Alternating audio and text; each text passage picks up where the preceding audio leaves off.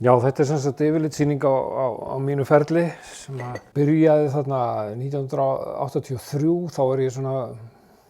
búinn að gefast upp á listaskólunum hér og heima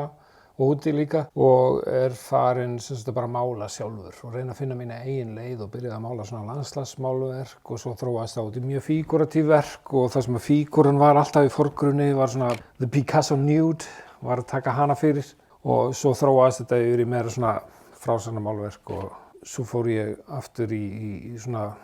kannski heim, þegar ég flutti heim þarna 95 og fer þá að mála svona meira svona Ísland, kemur Ísland betur inn og svona þegar ég líti yfir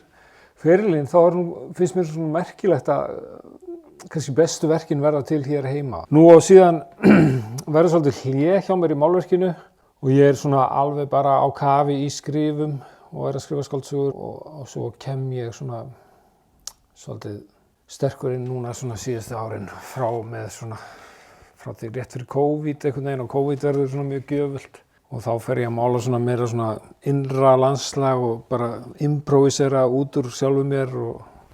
það svolítið svona draumur sem rætist að ég geti gert það í málverki sem ég gat alltaf gert í teikningum og svo líka svona